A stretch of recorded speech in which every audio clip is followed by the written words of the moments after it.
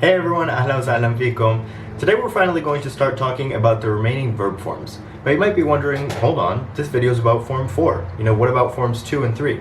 Well, I'm actually going to start with a discussion of form 4, and the reason for that is because it's really similar to form 1, but I can still illustrate some of the basic principles that are going to apply to all the forms from 2 to 10.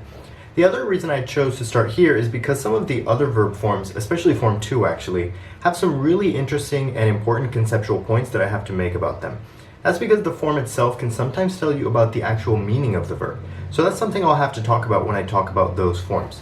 Whereas on the other hand, form 4 doesn't really have any particular conceptual meaning that I need to go over, and they're not even very common in Ammiya, so I think this will be a stress-free way to start talking about the remaining verb forms. Okay, let's get started. Let's start by remembering that the past tense in Arabic is the standard form of the verb. So let's take a look at a form 4 verb in the past tense. I'm going to use the verb adrab, meaning to go on strike. In terms of the shape of form 4, it looks very similar to form 1, but what makes it unique is that the verb root is preceded by the letter alif. So whenever you see a verb in the past tense that looks just like form 1, but starts with an extra alif, you know that it's a form 4 verb. In fact, the verb darab without the alif is a form 1 verb, meaning to strike or to hit something.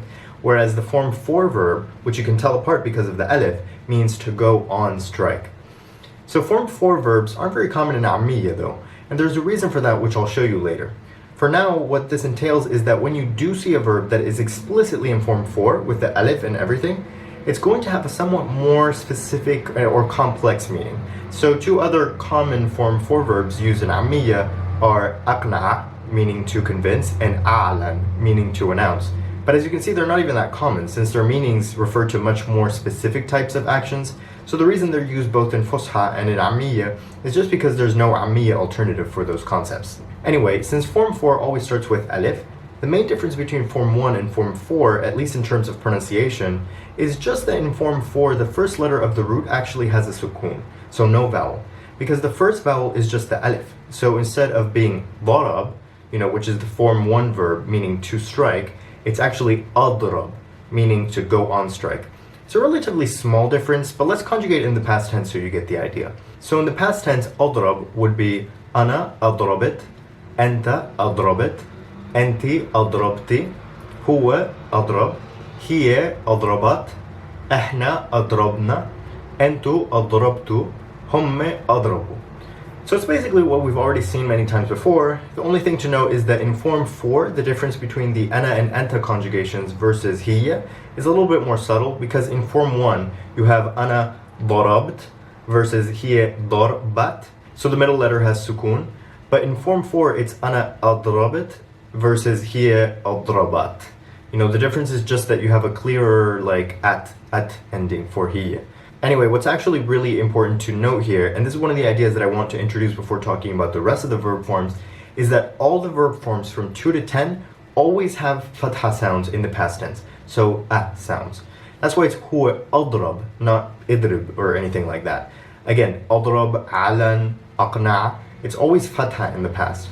Form 1 is really the only time you'll ever see anything different, which is why you can have, for example, masak, which I've labeled an A1 type because it follows the standard, but you can also have, for example, fihm. So only in form 1 can you have fatha or kasra in the past tense, but for all the other forms, it's always fatha in the past tense. As for the present tense of forms 2 to 10, the opposite applies. So generally speaking, these verbs will have a kasra, so an e sound in the present tense. So I'll be saying this a million times from now on. Fatha in the past, kasra in the present. Fatha in the past, kasra in the present. And of course, form 4 is going to follow that rule too. But wait a second, what do we do with the alif in the present tense, right? Well, it actually disappears completely. So huwa adrab becomes huwa bidrib. Again, notice how the vowel becomes a kasra. In fact, as you can see, form 4 actually in the present tense ends up looking exactly like form 1. In fact, take a look at the form 1 verb darab in the present tense. There's actually no way to see the difference between form 1 and form 4. Honestly, it's not really an issue though, because you don't necessarily need to know whether a verb is in form 1 or form 4, especially since form 4 doesn't really have any kind of strong semantic connotation, not to mention these types of verbs are rare to begin with. In fact, adrab and darab are the only pair of form 1 and form 4 verbs that I know of that could be used both in Ammiya, which is why I'm using them to compare between the two forms. So it's the one and only case where in writing you could potentially not know which is which, but as a matter of fact, ضرب is what I call an AW verb, in that the present tense vowel is dhamma. So even though in writing they look the same, in the present tense, in the form 1 verb is badrob, I hit, and the form 4 verb is badrib, I go on strike. In fact, the fact that the short vowel in the present tense is dhamma for badrob automatically tells you it's form 1, because you can't have dhamma in the present tense for any of the forms from 2 to 10. So anyway, let's see what the verb adrab looks like in the present tense. So it's ana badrib, anta btidrib, anti btidribi, huwa bidrib, hiya btidrib, احنا بنضرب, انتو بتضربوا, هم بيضربوا. Again, the spelling looks the same as if it were a form 1 verb, except that a form 1 verb could have, a fatha, kasra, or dhamma as the short vowel. But as we're starting to see here, the norm across the remaining forms is to have kasra, like eh sounds in the present. So huwa adrab in the present tense becomes huwa bidrib, right? So you're always going to flip that fatha into a kasra. As usual, the last conjugation we have is the imperative. So in my videos about form 1, I mentioned that it's exactly like the present tense form, but without the be prefix. But from form 2 to 10, an even better way to think about it is as exactly the same as the past tense, but with a kasra. Now that amounts to basically the same thing, but the reason I'm phrasing it a little differently is because in the case of a form 1 verb like darab, which is biyodrob in the present, it becomes odrob in the imperative, if you just take out the be prefix and leave in the vowel, right? On the other hand, form 4 and all the other forms that start with an alif, the alif that you see in the past tense stays as an alif sound, even in the imperative. So adrab in the imperative would just be adrib. So in form 4, you have darab versus odrob, but in the case of adrab, it's just adrab versus adrib. All you do is flip the fatha of the past tense into a kasra. Likewise, a form 2 verb like rattab, it's rattab in the past and just rattib in the imperative. So yeah, the best way to think about the imperative for all the forms 2 to 10 is as exactly like the past tense, but with the kasra vowel that's normally associated with the present tense. Anyway, don't get overwhelmed by this, because honestly, as a beginner, everything I'm saying about vowels in general isn't super crucial, because native speakers will obviously be understanding of you and they'll get what you mean. But certainly once you start wanting to speak more accurately, it's really useful to remember. Anyway, the next thing we're going to talk about is how to form the active and passive participles and the masdar for form 4. Let's start with the masdar since it's pretty simple. First thing you're going to do here is actually flip the alif with an a sound into an e sound. So instead of ad, you're going to start with ed. Then all you're going to do is take the root of the verb and stretch out the ending of the word with a long a sound after the second letter of the root. And what you get is idrab. Again, idrab, right? You have the e sound in the beginning, then a long a sound to finish off the word. So if adrab means to go on strike, can you guess what idrab means? Well, it just means a strike, right? So likewise, a'lan. Instead of a, it's going to be eh, right? And then you have the long lan at the end, so it's i'lan. And since a'lan means to announce, i'lan means announcement. By the way, another reason it's really useful to know these masdar patterns is because you can reverse engineer it to find the verb if you didn't already know it. So maybe you saw the word idrab and then found out that it's a noun meaning a strike, right? If you recognize it as the form 4 masdar, you can pretty much be sure that the verb adrab would therefore mean to strike or to go on strike. Okay, now let's do the active and passive participles. What I'm about to show you is really important because again, it applies to forms 2 to 10. Remember what I told you about how to form these in form 1? How the pattern is fa'al for the active participle and maf'ul for the passive participle? Well, those are actually only the patterns for form 1. But before you stress out, I have good news. So first of all, we're just talking about patterns, so conceptually nothing is going to be different, and everything I've said before still applies. Secondly, form 1 is still the majority of verbs, so fa'al and maf'ul are still the patterns you're going to see most of the time. Thirdly, form 2 to form 10 all have the same exact pattern. So basically there's one active and passive participle pattern for form 1 and then one for all the forms from 2 to 10. And fourthly, the active and passive participle patterns for forms 2 to 10 are extremely straightforward. So I can't stress this enough. Don't stress about it because it's simpler than you think. So again, I'm going to show you how the active and passive participles are formed in form 4, but the same rules are going to apply when we do the remaining verb forms. Now remember that although you can derive active and passive participles for any verb, that doesn't always mean that those words are actually used in reality. So this time, instead of using adrab, I'm going to use other verbs with more practical active and passive participles. So let's start with the passive participle. Remember, the passive participle is the state of a subject upon which an action is carried out. So if we use the verb aghlaq, meaning to close, the word we're looking for is closed.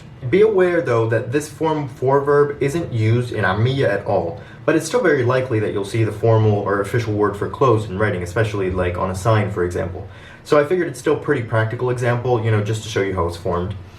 Okay, so how do you form it? First, what we're going to do is we're going to ignore the initial alif. All right, with verb forms that start with alif in the past tense, so form 4 and then 7, 8, and 10, it's almost like a placeholder, and you end up ignoring it when you actually start doing things with the verb. Which is why even though it's adrab in the past tense, when we put it in the present tense, the alif just disappears and it becomes bidrib, right? So likewise, the first thing we're going to do to form the active and passive participles is ignore the alif, and that's because now we're going to replace it with a meme, and more specifically a meme with a dhamma. So instead of aghlaq, you get mughlaq, and that's literally it. That's the passive participle, mughlaq. It's exactly like the past tense, but with a meme instead of an alif. And again, since it's exactly like the past tense, the vowel is always fatha. Again, remember, fatha in the past, kasra in the present. So when you make the passive participle out of the past tense, it's also going to be fatha. Fatha in the past, fatha in the passive participle. Easy, right? Maybe this can help you remember. The name Muhammad is actually the passive participle of the verb hammad, which is a form 2 verb, meaning to exalt. Obviously, we haven't covered form 2 yet, but I already told you the way of forming active and passive participles is exactly the same across all these forms, just by adding the meme in front. So as you can see, Muhammad is just the verb hammad, but with the meme with dhamma at the beginning. And since it's a passive participle, the meaning of the name is actually exalted. One last thing is that when speaking, the dhamma on the meme usually gets shortened into just an M whenever possible, so I don't actually call my friend Muhammad, I just say Muhammad. And that applies in general to most of these active and passive participles that start with a meme with a dhamma. The only reason it doesn't happen in form 4 though is just because in this specific case, since the next letter already has sukun, you'd get this big cluster of letters that's just not possible to pronounce. But yeah, anyway, these words do technically always start with a meme with a dhamma, but whenever possible it does get shortened to just a single M sound. Anyway, we've talked a lot about the passive participle, so now what about the active participle? Again, I have great news, because it's basically the same. For both the active and passive participles for all the forms from 2 to 10, literally all you're going to do is attach the meme before the core verb in the past tense. And if there's an alif in the beginning, you're just going to completely ignore it because the meme replaces it. But then what's the difference between the active and passive participles for these verbs? Well, the only difference is that while the passive participle takes after the past tense by having a fatha, so as in mughlaq, the active participle is like the present tense, in that the vowel is going to be kasra. So in the case of a verb like azaj, meaning to annoy or disturb, the active participle would be muz'ij with a kasra, see? And this word actually works just like in English in the sense that even though it's an active participle, it works like an adjective since it means like annoying or disturbing. Now technically, if you were to derive both the active and passive participles of any verb in any of the forms from 2 to 10, 95% of the time they would be spelled exactly the same except for that one short vowel, which isn't even usually written anyway. You could say that's a bad thing because you might, get confused between them, but honestly, it's not really that common for both the active and passive participles of one of these verbs to both be used, especially not in the dialect. I mean, that's why I gave you muz'ij instead of deriving the active participle of aghlaq, which isn't used at all. I mean, it would have been mughliq, which I guess would mean like closing or closer, but as you can see, it doesn't really make that much sense and it's not that useful, and indeed it's not really used in reality. So I really don't think you're likely to ever run into a situation where you can see one of these words and you can't tell whether it's an active or passive participle, and by extension how you would pronounce it. Especially because if you're able to identify that it's an active or passive participle to begin with, then surely based on how the word is used, you can infer the meaning and thus which one it is. And that's really the point of me teaching you all this. By understanding grammar, you can infer the meanings of these words if you've never seen them before, know how to pronounce them even if you've never heard them before, and be able to memorize them and learn them much more easily in the long term because their shape is tied to the meaning. So to summarize the different terms for form 4, let's use a'la. So you have the past tense, which of course is أعلن. In the present tense, هو بيعلن. In the imperative, it's like the past tense but with kasra, so أعلن. The passive participle is like the past tense with a meme, so معلن. Then the active participle is like the present but with a meme, so معلن. And lastly, the masdar would be إعلان. Again, these active and passive participles are not necessarily used in reality, even though they may exist grammatically. So in fact, the ones that I just gave you are not really used. But again, the reason I'm deriving them anyway is just so you can see how you'd form them and start getting used to it, since it's always going to follow the same pattern across all the remaining verb forms. Okay, now that we've talked about all the derived terms for Form 4, I can share a little secret with you. Why Form 4 verbs are rare in Ammiya. So the reason is that since they're so similar to Form 1 verbs except for the extra alif, especially in the present tense, there's actually a number of Form 1 imposter verbs in Ammiya that have actually been reduced from a verb that was originally a Form 4 verb by just chopping off the alif. So for example, the verb أعجب is actually used as أعجب in Ammiya. Likewise, ألغى turns into لغى, and even أهان becomes simply han. Now they are Form 1 verbs at 100%. So for example, the imperative of لغى is إلغي instead of ألغي, which is what it would have been if it had remained a Form 4 verb. But if you look up, han in the dictionary, for example, you wouldn't find it. You'd have to look up a han. Now, while that's all very interesting, the real reason I'm mentioning this now is that while these may have essentially become Form 1 verbs, the original derived terms are still used. So remember muzaj, the active participle of azaj? Well, in Ammiya, it's not azaj at all. It's just zaj. But the original active participle remains in use. I guess that's more of a fun fact than anything else, but for example, in my spreadsheet, it's possible that you would see like an active or passive participle for a verb that's listed as being Form 1, and the reason is because it's actually reduced from a Form 4 verb. Okay, the very last thing we're going to do today is talk about the most common Form 4 verb, which you'll be using in almost every conversation. You'll see immediately though why I've kind of kept it hidden from you. The verb is a'ta, meaning to give. You can immediately see we have an issue here. It certainly looks like a Form 4 verb with the initial alif, but the last letter of the root is missing. So what's going on and what do we do about it? So if you remember way back in my video about the present tense, I introduced the fact that Arabic verbs are based on a 3-letter root, but that sometimes if the root is strange in certain ways, it can make the verb look and behave slightly differently. I categorize the main types of weird roots as B, C, and D. Root type A obviously being the normal root with the 3 different consonants. Although I was talking about Form 1 at the time, obviously these weird roots can appear in any of the other verb forms. So in addition to outlining some fundamental ideas about root type A in Forms 2 to 10 today, I'm briefly going to talk about what root type B looks like from Forms 2 to 10 by using the verb a'ta as an example. And then in the next episode, we'll wrap up by looking at how root type C and D affect things across the remaining verb forms. Although in large part they behave essentially the same as they do in Form 1. Anyway, as I was saying, a'ta is what I would call a 4B verb, in that it's Form 4, but it has a B-type root, which is when the last letter of the root is not a typical consonant, but instead it's one of the consonant vowels, so either waw or ya. On the other hand, normal verbs like adrab and a'lan, basically everything we've spoken about thus far, are what I call 4A verbs.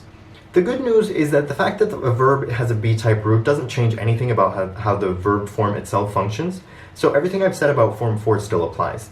The only thing that changes is obviously that instead of having a final consonant, you're going to have this hanging tip, which is called an alif maksura, and that's why it's a'ta. Now notice that the hanging tip actually represents the fatha that you would always have in the past tense. But since there's no letter after the fatha, it's as though the a sound just gets dragged out into a whole letter of its own. That's why I'm saying that everything else I've said in the video still applies. Even if the verb has this hanging tip, it still follows the rule of fatha in the past, kasra in the present. And this is true all the way from Form 2 to 10, regardless of whether the root is normal or if it's one of these B-type roots. Again, the only difference is that instead of the vowel sounds being indicated by a fatha or a kasra, they're spelt with a whole letter. So it's either an alif maksura or a ya. And that's how you get a'ta. Now I'm sure you can guess what it would be in the present, right? It would actually be bi'ati. He gives. The alif maksura, which gives you the at sound of the fatha, flips into a ya, representing the kasra of the present tense. Now, can you try for yourself to guess how you would say give me? Since I'm giving you a command, we're looking for the imperative here. Now remember our adapted rule that the imperative is the same as the past tense but with the kasra. Now that still applies, but in this case, since the past tense fatha is actually a whole alif maksura, instead of flipping into a kasra, it's going to flip into a ya. So if you guessed aati, you're correct, but you're missing the very last part, right? Because aati by itself just means give. So you want to say give me, so you would add the object suffix for ana. This part is a little bit tricky because all the pronoun suffixes are the same no matter whether it's to show possession or to specify the object of an action, except for ana. Because if you added the e that you would use to say beeti, for example, if you added that to a verb, it could be confused for the feminine ente conjugation, which always ends in e also. So instead, for possession, you use the ya by itself, but the object suffix for ana is ni instead. So to say give me, you would actually say atini. And yeah, it's such a common verb, but it's actually a form 4 verb, strangely enough. By far the form 4 verb that you'll be using most of the time, if not in every conversation. And just to remind you, what makes it different from a similar form 1 verb, like masha for example, which also has a B-type root with this broken ending, is first of all the alif that you can see in the past tense, obviously. Although as with form 4 verbs, in general, as I mentioned before, you can't even see the alif in the present tense. So huwa bimshi looks exactly like huwa bi'ati. But remember that form 1 verbs in the imperative are going to try to keep the initial vowel for the present tense huwa form. So bimsik, imsik, bioktob, oktob. And likewise, bimshi becomes imshi. But bi'ati, since it's form 4, it's going to keep that basic form 4 shape with the a alif. So it stays a'ati, or better yet, a'atini. As I said, now's a good time to go back to those first videos I made about the past tense, present tense, and the imperative, because I talk about all those things in much greater detail. As for the other conjugations of B-type verbs, for the sake of brevity, I'm not going to go through them because as far as the present tense prefixes goes, though those are always the same no matter what, so I don't really think they bear repeating. And as for the past tense suffixes, honestly, the hanging tip does change things a little bit, but I'm going to refer you back to the video I made first introducing B-type verbs in form 1, because the effect is exactly the same no matter what verb form you're looking at, all the way from form 1 to form 10. So the same way you say ana mashayt, you would say ana a'tayt, for example. So I'm not really going to go through each conjugation individually now because I already did that in my earlier video and all the information there still applies. Now for my last magic trick, I need to show you what the masdar and the active and passive participles would look like for a B-type verb. But honestly, I think you should be getting the hang of it by now. Since the passive participle is like the past tense with a meme, the passive participle of ata is just mata. Note that the alif maksura is still being used to represent that a sound. And likewise, if the active participle has the present tense kasra sound, in this case it's going to be represented by a ya. So it's going to be ma'ati. I think those are pretty intuitive. The only one that's slightly weird is the masdar of a verb with a missing final consonant, because of course it follows the same pattern as idrab and i'lan, but since there's no final consonant, you end with this abrupt ending, represented by a hamza, which would be i'ta. Mind you, again, these specific words aren't really used, but I'm driving them so you know how it would be done, since the same principles apply across all the remaining verb forms for all B-type verbs. Oh, and that's all I had for today. Today's video was about form 4, but it was really about much more than that because I've introduced the most important ideas that are going to apply in all the remaining verb forms, including how A and B type roots are treated in all the forms and how to get all the derived terms from the verb. In the next video, in order to practice with the ideas I brought up today, I'm going to talk about form 8, which is a very common form, but like form 4, it doesn't really have a strong conceptual meaning. And then after that, we can talk about the verb forms that, have more going on with them conceptually, but by then everything will be a breeze. So thank you again for watching, and I'll see you next time. اهلا حبايبي، شكرا للجماعة اللي بيحضروا القناة. إذا بدكم تكملوا تشوفوا هالفيديوز اعملوا سبسكرايب، وإذا شفتوني مؤخرا تفضلوا روحوا شوفوا الفيديوز الماضية بالبلاي ليست. وتذكروا اني عملت مصادر لتعليم اللهجة الفلسطينية بتقدروا تلاقوه بالموقع تبعي اللي مكتوب تحت بالدسكريبشن، وبشوفكم المرة الجاية.